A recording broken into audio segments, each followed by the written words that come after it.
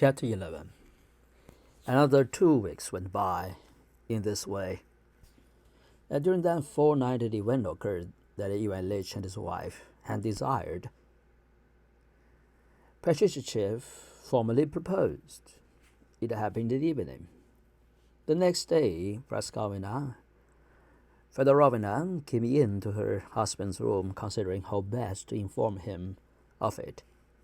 But that overnight there had been a fresh change for the worse in his condition. She found him still lying on the sofa, but in a different position. He lay on his back, groaning and staring fixedly straight in front of him.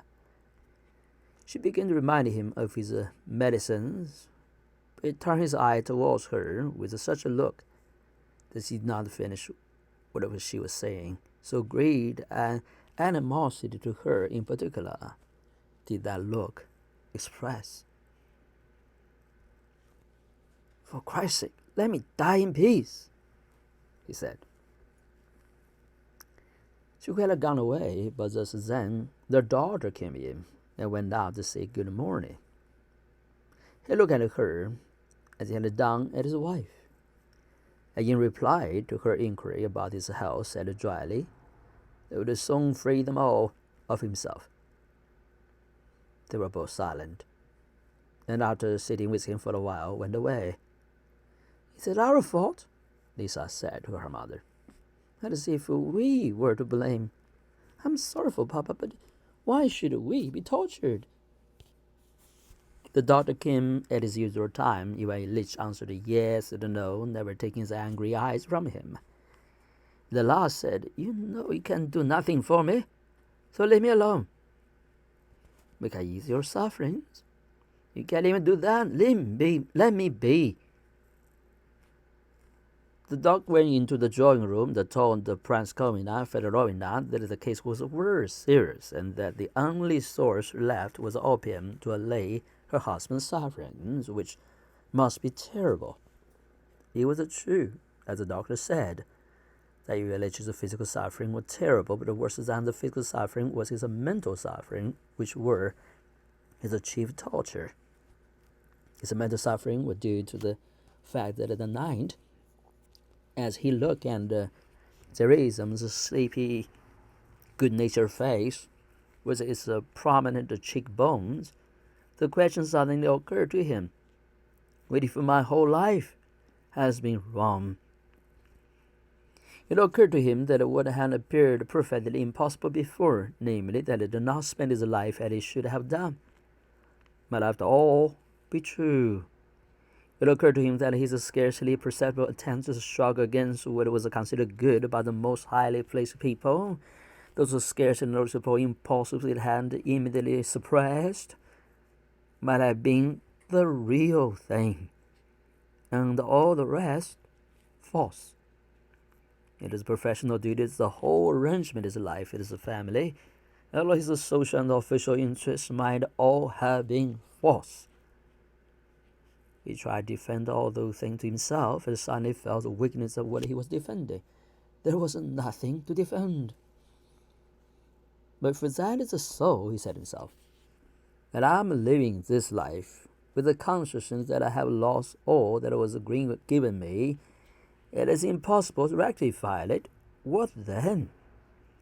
He lay on his back, and began to pass life in review in quite a new way.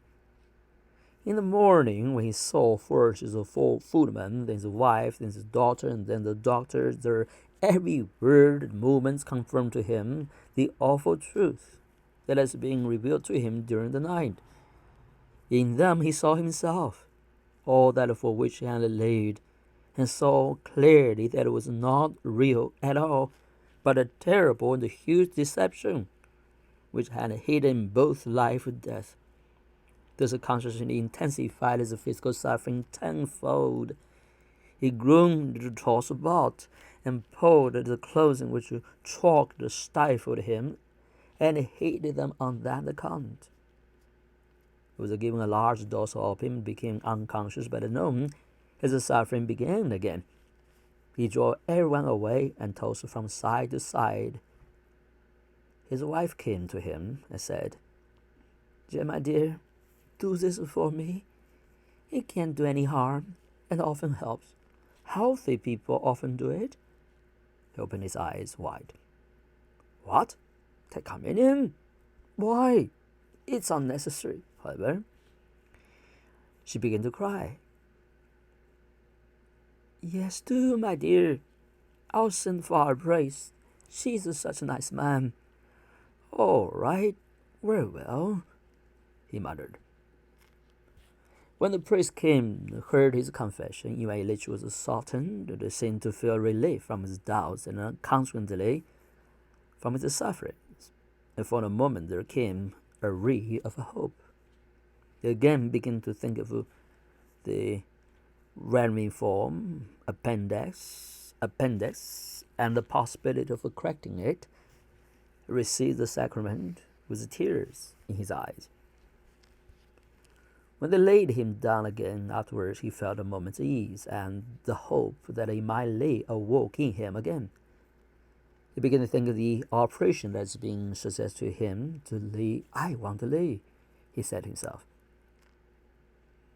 His wife came in to congratulate him after his communion, and when uttering the usual conventional words, she ended, "You feel better, don't you?" Without looking at her, he said, "Yes." Her dress, her figure, the expression of her face, the tone of her voice, all revealed the same thing. This is wrong. It's not as it should be. All you have lived for, still live for, is a falsehood and deception, hiding life and death from you. And as soon as he admitted that thought, his hatred, his agonizing physical suffering again sprung up. With that suffering, a consciousness of the unavoidable approaching end, and to this was added a new sensation of grinding, shooting pain, and a feeling of sophistication. The expression in his face when he uttered that yes was dreadful. Having uttered it, looking her straight in the eyes, turned on his face with a rapidity extraordinary in his weak state, and shouted, "Go away! Go away and leave me alone!"